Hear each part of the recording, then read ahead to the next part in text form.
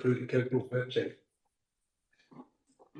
The council is a data controller under the General Data Protection Regulations and the Data Protection Act of 2018. We broadcast and record council meetings to fulfil our public task obligation to enable members of the public to observe the democratic process. Data collected during this process will be retained in accordance with council public policies and are available through the council website.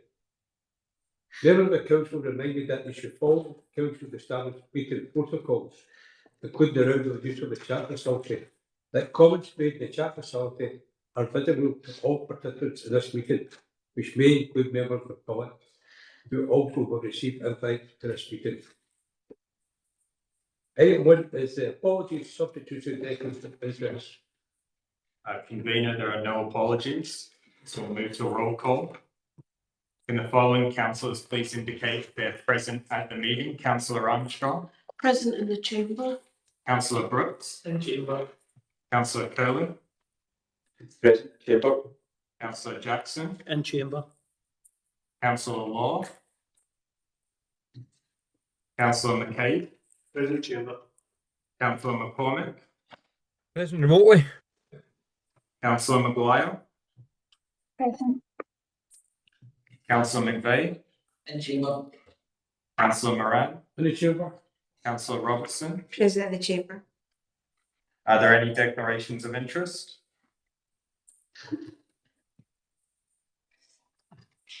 Thank you. Convener, items 5 and 7, due to membership of the organisations mentioned in the report. In my case, includes Enniscreen Marine Park, Riverside and Inverclyde, and Kilmacuddy Community Centre.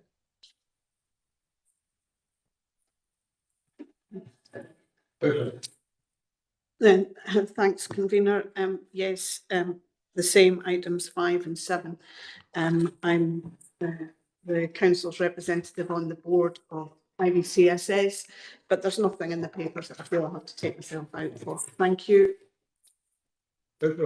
Thank you. In the same papers 5 and 7, and just in terms of being a council member on the Beacon. Thank you, Pat. The total cycles. Okay, we'll go to item agenda item 2, which is the policy and revenue budget and general fund revenue budget update. David. It's like Angela's doing this one, sorry. Andy, sorry. Thank you, convener. This is a bi-monthly update to the committee for the revenue monitoring. It includes the projected committee position for 25-26, position on situation on the overall general fund position, projected reserves, update on earmarked reserves and common good position. The current committee position for 25-26 is reflecting an underspend of 108,000. Further details of this can be found in section 3.3 of the report. This is an improvement since the last report to committee. Also from section 3.4 of the report provides the latest general fund position. Overall, this is a projected overspend of 230,000, which again is an improvement since the last committee. I can highlight Appendix 6 of the report, which presents the projected overspend per the Directorate, and Appendix 3 is the free reserves position. The projected free reserves position is now over the minimum recommended balance of £4 million. Also to note that the free reserves position includes right back of earmarked reserves, and it includes a use of reserves, which will be required to be approved as part of the budget report, which is later on in the committee or in the agenda. But the report assumes that the right back and the use of reserves will be approved. The report also provides an update on the current committee earmarked reserves, overall earmarked reserves, the work streams and the common good. And the last point to note is the work streams appendix, which is normally attached to the report, is not included at this point because it's included in the budget report later on in the agenda. Happy to take any questions. Thank you. Anyone got any questions for the report? Yeah, thanks for giving me 3.3. I've done G for golf. Just talks about again under recovery. Our budgets are tight, but we continuously under recover licence. These are staff, I'm understanding, these are statutory fees that are set by obviously the Scottish Government, and simply we have to suck it and see. Is there any representation made that these fees should rise? because we're clearly not able to cover our costs. I'm after, Andrew. Sorry, I'm just going to take that. This one has been historically under recovered since COVID because the number of licences, the uptake to them has not been what they were previously before COVID, and it's never actually recovered.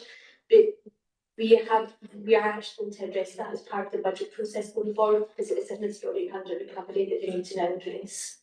Yeah, I thought my understanding was actually because of the position of the establishment at home, you know, that's the reason. Okay, thank you for that. Thank you, Convener. Just to add to that, we understand that this is a position that's reflecting throughout other councils as well, and that there's never been a return to pre-COVID levels of council licensing.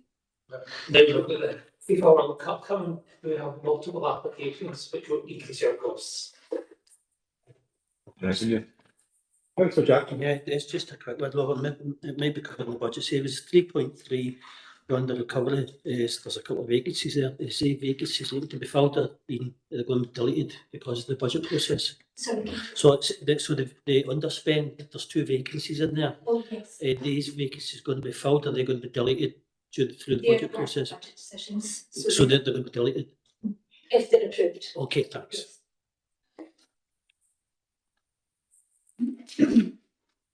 Hello, thank you, Nigel.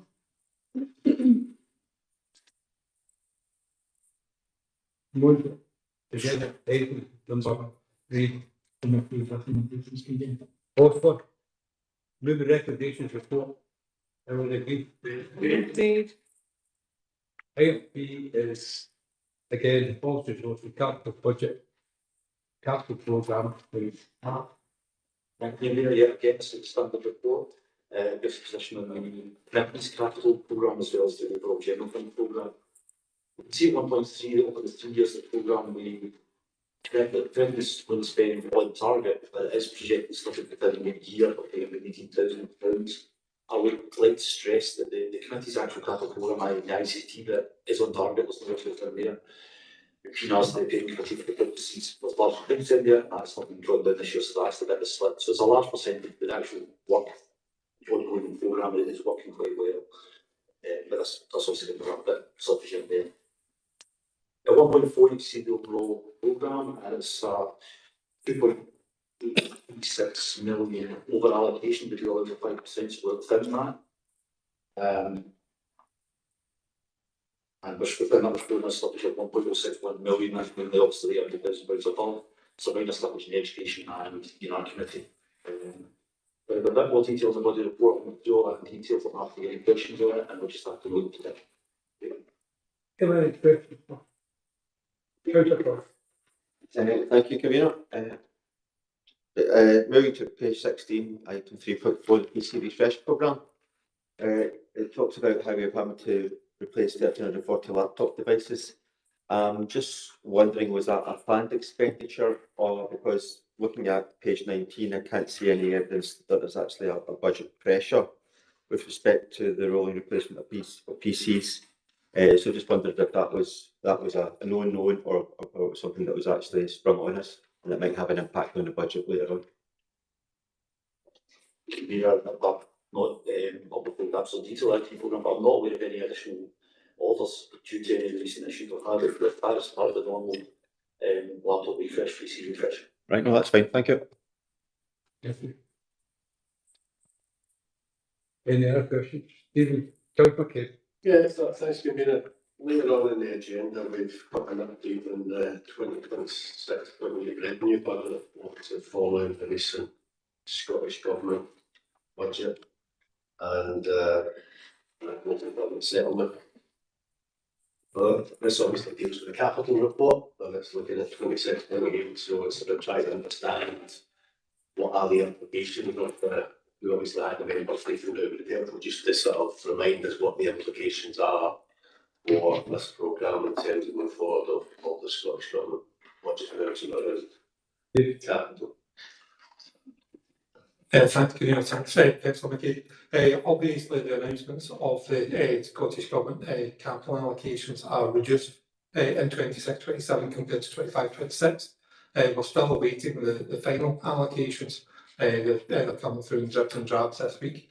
But obviously the affordability of the overall capital programme is then impacted by reduced grant funding, which will require decisions by council as to whether they maintain the current capital programme through alternative funding, primarily borrowing, or whether they curtail the programme to suit available funding.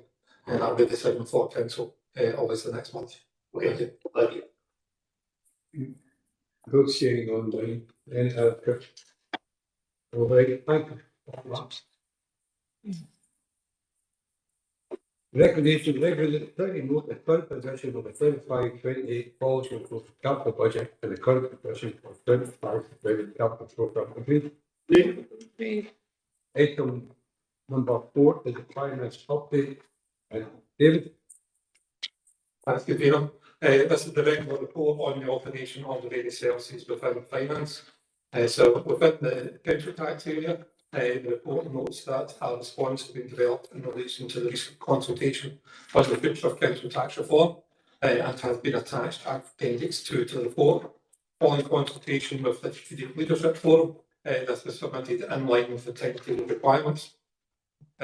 Following recent identification of an issue in relation to legislation supporting the operation of the non-domestic rate service, the report notes that revised legislation has now received royal assent and normal operations are resumed. In relation to universal credit, the report highlights planned changes which will abolish the 2-child limit from April 2026. The report notes that this could positively impact up to 500 families across Inverclyde. Additionally, the migration to universal credit is now coming to a conclusion, and all legacy benefit claimants are expected to migrate to universal credit over the next few months. In relation to discretionary housing payments, the report notes that additional grant income of £21,000 has been confirmed by the Scottish Government to support temporary accommodation and strengthen housing support. In addition, the 3-yearly review of the DHP policy has been completed. No amendments have been identified, and the full policy is attached to Appendix 1 for information. Finally, the report notes that following a procurement exercise, the debt recovery and sheriff officer contract has been awarded to Walker Love for services commencing 1st of April 2026. Communication will be issued to ensure awareness of revised arrangements and a smooth transition. The committee is asked to note the various updates and approve the ongoing application of the unchanged DHP policy. And take any questions. Thank you. Councillor Jackson. Yeah, thanks, Convener. And we welcome the change to the 2-child limit. Absolutely welcome that. You said, David, there's 500 families going to be affected. Do we know how many families are going to lose their university, the council tax deduction? Is this too early to know that yet? Thank you. Effectively, yes, it's too early. We need to rely on DWP doing individual calculations for those claimants. Well, we have an estimate of the number of families who have 3, 4 or multiple children above the 2 limit. We don't know how many of them claim CTR or what other benefits they may be entitled to at this time. Okay, so it's still early days. Thanks. Councillor Robertson. Thank you, Convener. So my question's about the removal of the 2-child limit as well. That's one action that's taken, but another action that isn't taken is the benefit cap is still there. So there might well still be families who won't have the 2-child limit affect them, but will still have a benefit cap affecting them. Do we know what the scope of that would be for Inverclyde families? Because again, that's a kind of counterbalancing action or inaction on the good action, if you know what I mean. Again, no, it's too early at this time. We rely on individual allocations from DWP and notification from them. So until we get full notification through, we can't estimate that at this time. And do we think is that information that we will get? Do we think? Yeah, that's standard information that comes in from DWP every year in support of CTR and other benefit claims. Okay, thank you.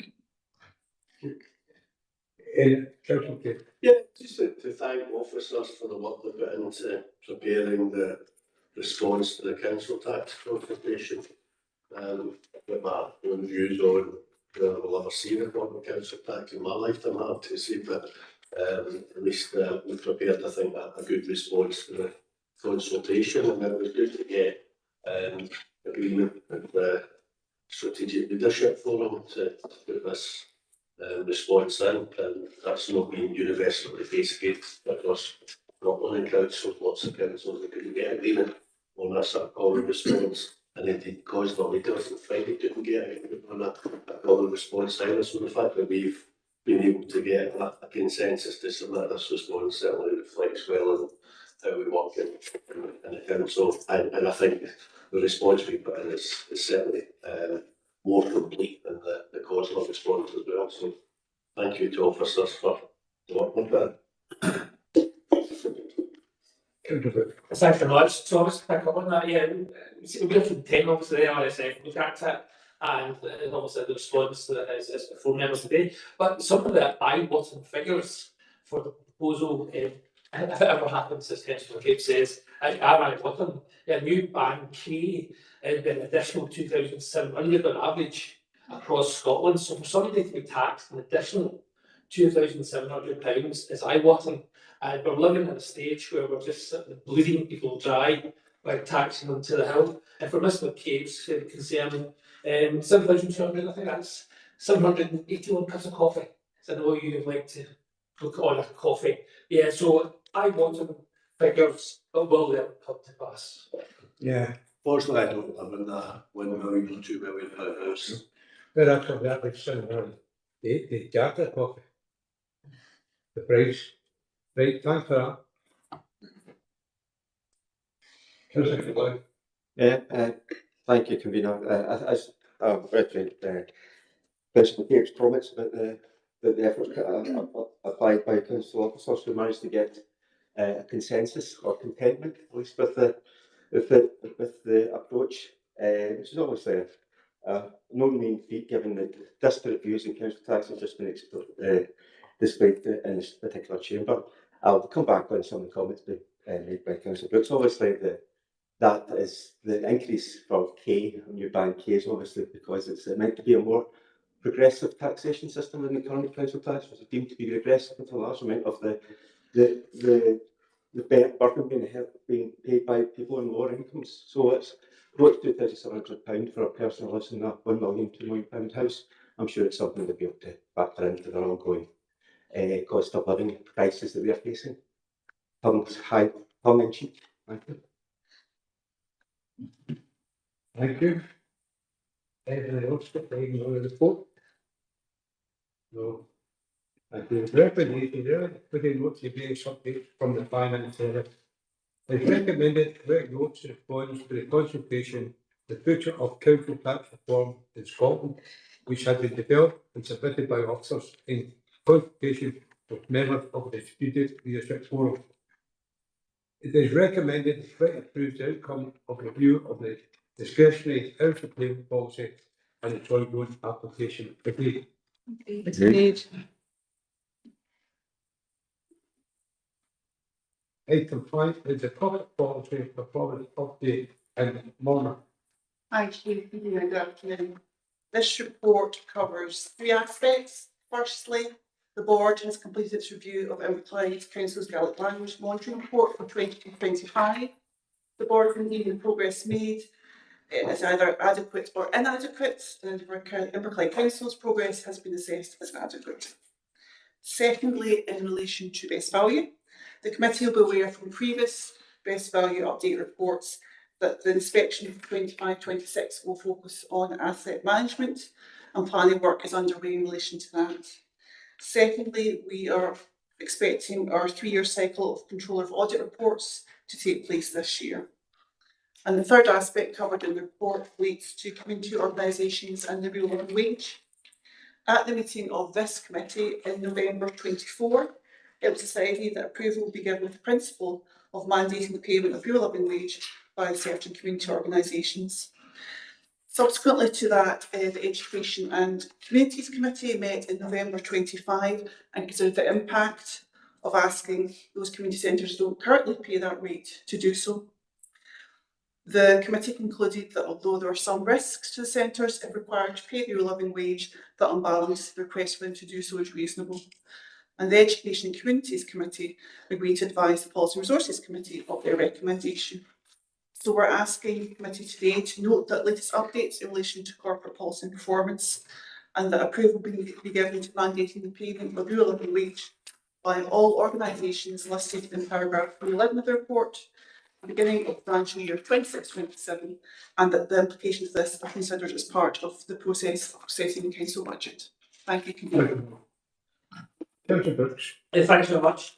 Yeah, so on the impact, 3.14, obviously Education Committee, Education and Communities Committee haven't reviewed this, but obviously we haven't been advised of the impact. I just wonder if officers know how many jobs will be lost, or how many clubs or services will be withdrawn by these community centres as a result of this decision.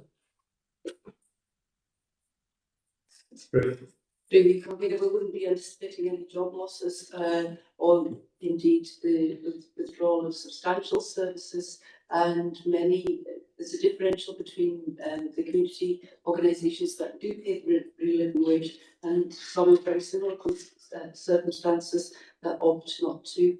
But whilst there will be some impact, the Education and Communities Committee came to the conclusion that actually all things being equal, recommendation was that everyone should pay the real living wage. Okay. Councillor Cullen. Yeah, maybe coming at it from a slightly different angle. With respect to the work process of setting a budget 26-28 and the implications that's going to be considered as part of that, conscious of the fact members' budget working group, etc., you've got a short time scale till we get to budget. How will we be fed back the implications of that to consider it within the budget for 26-28? So the budget is considering perhaps reducing the amount given to these organisations, and that will have a significant effect on the organisations themselves, and they will need to make decisions if that is taken forward. What I would say is, I think what officers, when we've delivered to the organisations, some of them, as part of our conversations, some of the community organisations have opted to pay the living wage on the back of those conversations as well. So actually what we have seen when that's happened is not by itself, not a substantial difference. It's when you put other things into the mix as well. The cost of utilities and also the governance of some of the organisations as well are also posing risks to community organisations, and we've reported that to the committees. But this by itself, in isolation, shouldn't put them at a huge risk. Right, thank you. Yeah, I mean, obviously we are conscious of the fact that the saving proposal for consultation around these self-managed community facilities. So I think it is important that we take that into account when we're considering the potential impact of this. It makes sense not to do that. And absolutely paying the real living wage is the right thing to do, but we need to make sure that it doesn't result in facilities closing. And that's why it needs to be considered in around this part of the budget process. I was just going to ask in terms of this value update, Lorna, just so the report that's going to get produced in ours will not be we're coming to inspect you tomorrow, we're going to go through the books, etc., etc. We're going to interview people. It's going to be based on these previous reports. But I'm presuming we'll get the opportunity to see a draft report and comment on that draft report before obviously it's finalised and goes to the Council Commission. Is that the case? So there will be engagement around that. Thank you, through you, Convener. So yes, in terms of the point that it's not someone coming to a fresh inspection, it's more around the collation of audit inspections that we've had today. I believe there's less opportunity to have, engagement with the auditors around the final product of that, but certainly information is shared with us. Okay, and in terms of you're saying here, the report will go to the Council Commission some time between now and August 26. We don't know when our report's likely to go on. We believe it's going to be later on in the year, towards the end of that list, but we don't have the exact time scale. Thank you. Anybody else? And sorry, just doing a wee second. Yeah, just to touch upon 3.2 and the related paragraphs about the adequate, which is good for our plan for involving that ballot. I'm just wondering, on that is, well, as part of the legislation, and this purely from my ignorance, hopefully the officers will be able to address that, is there will be a similar body and a similar sort of reporting or with respect to the Scots language going forward as is for the Gaelic language? Thank you, through you, convener. So we're still awaiting more detailed guidance in terms of what that will look like, in terms of responsibilities of the council, so we're waiting to see. Okay, right, thank you. Thank you. Can I just say, maybe on the living wage side also, these are a lot of community facilities that the council actually owns, you know, it wouldn't be in our interest for that thing to happen to threaten with the existence. So I know about the living wage is something the council policy, but as long as we've had plenty of conversations with all the people concerned, and we're quite confident that they'll be able to make this without any significant loss to the services at these centres. Okay. Anyone else? Hey, thank you for that. Recommendations, the committee notes the latest update on which the corporate policy performance. The approval given to mandate the renewal living wage by all organisations in paragraph 3.11 of this report from the beginning of the financial year 2026 to 2027, and implications are considered as part of the process of setting the council budget for 2026. Thank you. Thank you. Agreed. Item 6. Is it Evercleigh Council Plan 20-year progress report and again this month? Thank you, convener. The purpose of this report is to present the committee with the mid-year progress report and the council plan 23-28 and seek approval for its publication. The report covers the period 1st of April to 30th of September 2025. In keeping with the reporting style of the most recent council plan and report, this report provides summary details of areas of new or innovative practice, service development, and the delivery of major national projects that support the council plan vision. Mid-year performance data is also provided for the council plan KPIs, where the data is available, along with a RAG status where targets are set. Happy to take questions. Thank you. Any questions? No? Any report?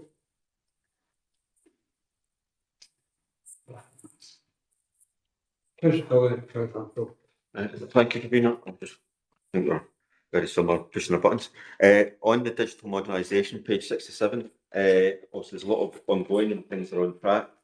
I was just wondering, and this might just be a wee bit of opening up a discussion on digital modernisation. I was just wondering how we actually, the part of the process to engage with citizens, a lot of these are sort of like the backroom processes, etc. So I'm just wondering how we are looking at what the plans for and where does it fit within the programme with respect to improving the ability for our citizens to get online access to council services, etc. I was just pushing the fact is yesterday I was actually replying to a constituent and it was about potholes and I was going to say, well, we've got an app for that. We don't seem to have an app for that anymore. We just have to go back to the website to fill in a form. So we seem to have, I'm just wondering whether or not that is part of the process to get that sort of digital engagement again, because going back to a website to fill in a form is maybe going back a few years in technology. So I'm just wondering how we're going with developing that kind of replacing a process for that kind of thing. Thanks, Nina. So it's been previously reported that officers are looking into the rollout of an AI bot in terms of customer services. That's at quite an advanced stage at the moment, so we're hoping that that will roll out shortly and should hopefully make the process much easier. And it's certainly been tested in a soft manner internally, and the feedback has been very good. In terms of the app, so my understanding is that there was an app previously. We no longer have that app, and we're looking at that at the moment as to whether that's something that's feasible going forward, whether that actually delivers anything benefits over the website, and if it doesn't, can we improve it so that it does? So it's very much on the radar. Yeah, I suppose the thing is with the AI bot, but would the AI bot be able to replace the app function if it was successful? So you could just ask it to just fill in, report this pothole, please, to the right person. I mean, potentially, yes. I suppose what we're hearing about EI is the possibilities are endless with what could happen over the next few years. Certainly in terms of the boat that we're talking about rolling out at the moment, probably not at this early stage. It's more about taking what's on the website and bringing it into an easy to access place and making that process a lot less painful for people. But in terms of filling out forms and things like that, I'm sure that's something that could be looked at, but probably not immediately. Okay, thank you. Councillor Armstrong. Thanks, convener. Yes, the increased support for local foster carers is very much welcome. The increased fees, but I suppose I'd like to know if we have any information about whether that is helping with the retention of foster carers and, as importantly, the recruitment of foster carers and therefore reducing our dependence on external placements, or when we might, expect to know about that. Thank you. I think it's something that ITV was supposed to be here today. They followed up everything else, but I don't think they've made it. So I don't know if anyone else wants to answer, but certainly somebody from ITV was supposed to be here, but obviously something happened. Sure. There's anecdotal evidence, Councillor Armstrong, that there have been improvements, but I'm happy to seek a formal response from my colleagues in the Health and Social Care Branch. Thanks very much. Absolutely. Councillor, yeah, Thank you. they should have been someone here, but Councillor Jackson. Thanks, Robert. It's on the House and Summit. It's just to see if there's been any progress or update on this. If I want to get a progress report. I think it's nearly a year now. And at the summit, there's a lot of pledges made. So any update would be welcome. This presentation going to report back from Durham Region Council Jackson. I know that Mr. McElvanny has been doing a lot of work in respect of the Housing Summit objectives. We have got some traction which will result in planning applications coming for the planning board for a number of sites which he's been active on. Okay, thanks. Anyway.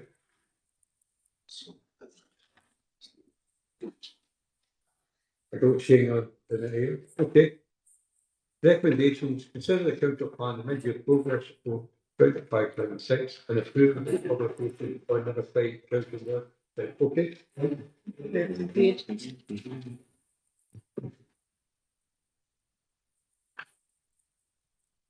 Item 7 is the governance of external organisations and update review. Angela. Thank you, convener. This is an annual update report on the governance of external organisations. Previously, the report was presented to committees in November, but the last update report requested a delay in reporting to committee until after the festive period to allow more time to gather the information. The report has 3 appendices attached, but one of those, Appendix 3, is in private and will be discussed later. Appendix 1 provides the process applied to last year's governance, and officers are recommending that the same process be applied to the current year coming forward, with one minor word change under Tier 2.E, where we have added the words "where required" to the contingency plans. Also, Appendix 2 of the report provides a list of the organisations within scope and the tier applicable to them, and it's proposed that those organisations remain on the governance list. As I said, Appendix 3 is a private appendix. The only issues to raise in the report is a report that's come back to committee on the real living wage for the self-managed community facilities, and that's been discussed in an earlier report with Morna. A report was due back on the council nominations and boards of organisations. This was due in September 25 and now will be reported in February 26. And finally, there was an internal audit action as part of the 24-25 audit plan. Just to highlight, the audit was undertaken in April and May 2025 and concluded that both the governance process and compliance were strong. One green action was raised to review the process and organisations, and the corporate management team, CMT, have reviewed and agreed a minor word change as highlighted. That this concludes the audit action, which was due for completion in March 26. Happy to take any questions. Thank you. Anyone, any questions?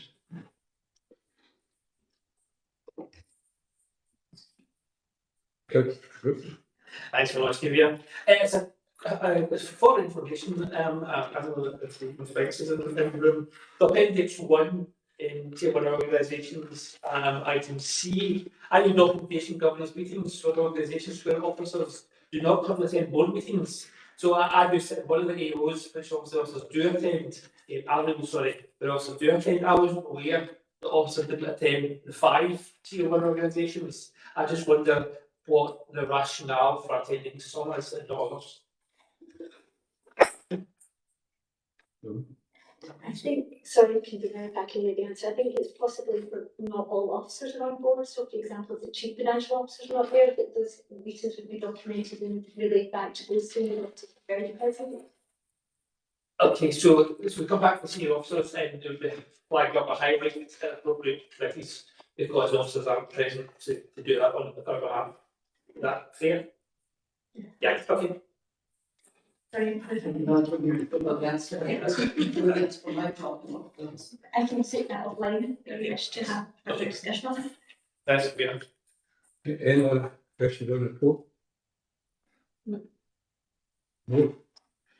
Recommendation note forward to period November 2024 to October 2025 against the public foresight process used by the policy process on November 2024. Those result of the 2024-25 internal audit action plan. Those report is elsewhere on the agenda regarding the financial and other implications of implementing the payment of a renewable wage by self-managed community centres. Those report the council representative of body, board organisations, tender for council work to be presented to the full council by February 2026. Vote that the corporate management team reviewed the governance process for appendix 1 and recommend the current process appropriate to subject to minor ordinance changes. Agreed. Agreed. Item number 8. Revenue project update to David. Thanks, Convener. So this report provides the committee with an update on the development of the 26-28 budget and the progress in delivering savings workfrees. The budget forecasts have been updated from the latest information provided in the local government finance section. This is summarised in appendix 1, which notes that the uncommitted element of the general fund grant available to support services is £1.834 million, and this has been applied to reduce the budget gap over 2 years. However, it should be noted that the separate figures are provisional at this stage, with some funding allocations still to be confirmed. The report also highlights that this is a single year finance settlement. However, a flat cash position is currently anticipated for 27-28. A briefing on the details within the settlement was presented to elected members on 19th January, and work continues with COSLA and the Scottish Government to fine-tune the allocations. The report also notes that a review of savings work streams has been undertaken. This is included at appendix 2 to the report and highlights a number of adjustments, including an under-recovery of 33,000 against the energy work stream, and this will be offset from the contingency work stream. Additional savings have also been included for procurement and schools catering, and these have increased by £100,000 and £150,000 respectively. In addition, appendix 3 notes the details of the proposed additional work stream. This is in relation to a review of early years provision and targets the delivery of savings of £450,000 over the period through to 2029. In relation to the savings options identified and considered by the members' budget working group, appendix 4 provides details of 2 proposals which have been identified as budget adjustments, and committee is asked to approve these adjustments with the resultant updating of the budget gap. Assuming that these changes are approved, the final budget gap highlighted in appendix 1 has been updated and reflects a revised budget gap of £8.607 million over the 2 years. Appendix 5 to the report notes that the anticipated general fund reserve position, once it's been updated for the latest variance projections, includes a writing back of £144,000, which is no longer required, and the additional utilisation of £87,000 as detailed in the appendix. The updated projected reserve is £4.451 million, which compares to the minimum reserve requirement of £4 million, providing limited opportunity for further investment. It's recommended the committee notes the updated budget position detailed in Appendix 1, notes the proposed changes to the workstream savings noted in Appendix 2, approves the addition of the early years workstream with a savings target of £450,000, approves the budget saving adjustments detailed in Appendix 4, notes the timetable for completion of the public consultation and consideration of the budget report ahead of council tax setting by 5th of March, and approves the revision to the projected earmarked reserves noted in Appendix 5. Happy to take any questions today. Thank you, David. Any questions for David? Councillor Keane. Yeah, not so much a question, more a comment, I suppose, convener. I mean, while the financial settlement for 26-27 is not as bad as we had, I suppose, planned for, it's still a very poor settlement, and that's the collective view of COSLA. It's a very poor settlement, and obviously in our case, I said paragraph 1.3, it's a 1.4% real term reduction since 2025-26, rather than the 2% real terms increase in Parliament that it was. So that is going to make us have to make some very, very difficult decisions in the coming weeks when we come to set our budget around cuts to services versus council tax rises versus rises in charges. And while 26-27 isn't as bad as we sort of had planned for, 27-28 is and 28-29 is just as bad. And so the reality is we are talking about flat cash settlements over the following 2 years, which are significant real terms cuts in our funding, which does present us with a challenge in the coming, which is why people are emailing us, telling us to keep the libraries open, while people are emailing us, asking us to keep your the baths open, etc., don't cut the CCTV, don't cut the community wardens. But the fundamental reality is, at the end of the day, legally, we've got to balance our budget. And we either do that by cutting services, cutting jobs, putting charges up, or put council tax up, or some combination of all three. And that's the fundamental reality that we are facing. And some of us have been facing it a lot longer than others. And last year, I think Angela reported, Finance reported that our recurring savings since 2008 are £77 million. So that's a year on, that's not a cumulative amount of savings over the last period, that's what £77 million has been taken out our base budget in that period. Just think what we could do with an extra £77 million, the difference that that would make to our community. And there are two principal factors why we've had to make £77 million of a savings, and that is consistently settlements from the Scottish Government that are real terms cuts to our funding, and numerous years of council tax raises. And the chickens are coming home to roost, as highlighted by the recent Accounts Commission report about concern about the sustainability of councils going forward. So I know COSLA's continued to make representations to the government, and I'm even being sought with the Cabinet Secretary for Finance to see if we can get some extra money. The focus mainly being on social care, but we are facing some tough decisions in the coming weeks, and it really is a choice, and it is about value judgments. It's about, we've seen the letters from the various professional bodies representing the libraries and the value that our library services bring to our community. I absolutely agree, they do, and I think our libraries are a fantastic resource for communities. They're not just about getting into the library and borrowing a book these days, they play a far wider role. But it's that value judgment. If you cut the libraries, you close your libraries, you put the council tax up, and that's exactly the choice we're going to face on the 5th of March. Thank you, okay. Councillor Connor. No, just to say, I agree with a lot of what Stephen was saying there. Yeah, we do have hard decisions to make. As I said, and as I said, there's going to be a combination of savings, council tax rise, and fees, and thinking about how we can deliver services differently in the future. But yeah, there are hard decisions to make.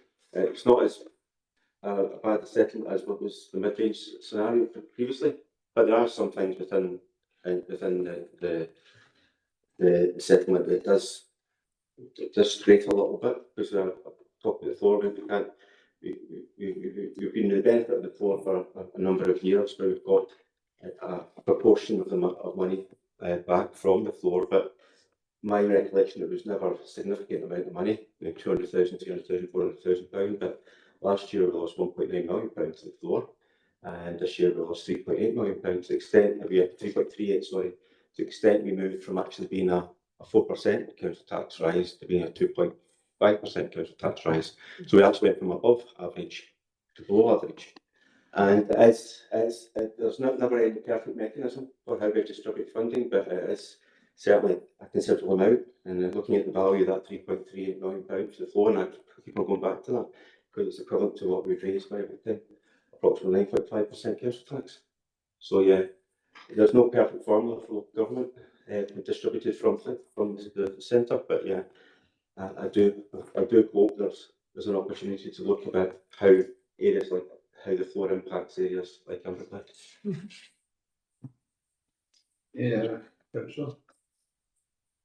No, nothing online. Oh, sorry, Councillor Jack. Aye, Councillor McCabe mentions the £77 million that's been cut, and that's large. These are large numbers and very difficult to public to get their head around. Councillor Curley mentions the difficulty delivering services, but to supplement what Councillor McCabe says, in terms of these £77 million worth of cuts, there have been, I think, about 250 to 60 job losses. We're talking about what we could do with that 76. I might be 10 or 20 out. I'm not sure, but that number's roughly correct. We're talking about maybe 77 million, but delivering service, what can we do with getting these 250, 260 workers back? Workers that have come out of schools, cleaning services, ground workers, libraries, benefits services, We've talked about cuts and we talk about these huge numbers, but these are 250, 60 people that have lost their job, and that's 260 services which can cut from this community. The services that we really needed, rely on, and we're looking at deleting mayor vacancies. So it just seems to be never ending. And that 77 million, I'm sure it's going to rise significantly over the next 10 years. Yeah. I think that Councillor Jackson. Yeah, I think Colin makes a good point about the jobs that have went in particular services that have been cut. But obviously, there's been an extent of reprofiling what we spend money on as well, because if you look in 2008, we didn't have the level of what you've got childcare facilities we provide. So there's a movement of the jobs around. So some services have lost jobs, and I think in some services, I look at environment regeneration, portfolio, etc. I think, yeah, is there more jobs we should be providing in that for the services that are front facing? Yes, but looking at it, there is obviously a number of jobs that weren't in the council in 2008 that are now in the council, a number of services that weren't there in 2008 that now are. But yeah, we do have difficult decisions to make in the next few weeks, and hopefully we can come together and look at what we can do for the best of our communities. I mean, my thought would be, even though I know the donation policy here for going back to the council, and it's been very difficult, but it gives our people who work with the opportunity, if they leave the organisation, they do so on their own terms, and they're held high. Somebody talks the private sector at the heart most of my life. I remember getting the tap on the shoulder and saying the metrics in spot money out. I'm under threat of losing my job, and most of the time I did lose my job without any sort of recourse. I just had to accept it. Which way our policy had no compulsion to say the people I talk to here within the council, they still walk away in their own terms were held high. As long as we continue to do that, I'm very happy, because I know I'm not simply focused out at any organisation. So it's maybe not a lot, but it's something I've always felt really strong about. If we didn't have any compulsory advances. Okay, recommendation. Is read with the committee notes the operating budget position based on the local government finance settlement for 2027, including additional funding allocation, the associated labor requirements, and the funding allocation not yet distributed as detailed appendix 1. I recommend the council notes the update, protection and phasing related delivery of the share of work stream detailed appendix 2, including utilisation of 0.33 million from the contingent work stream to offset reported under recovery against the energy work stream for 25-26, reducing the overall target to 1,270,000 and propose 0.1 million increase to the programme work stream target as proposed and the 1.5 million increase to the stroke work stream target. It is recommended the committee approve the additional early years work stream with an overall target of 0.45 million as detailed in appendix 3.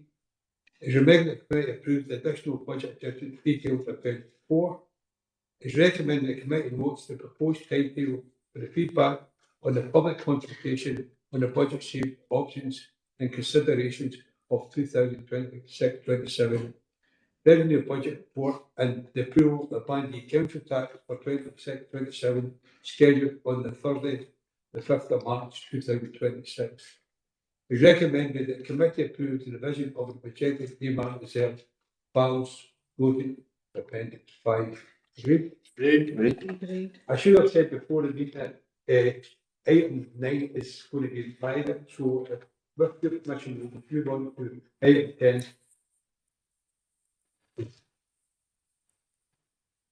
Which is the corporate risk register agreement. And Deborah. I'll introduce it. So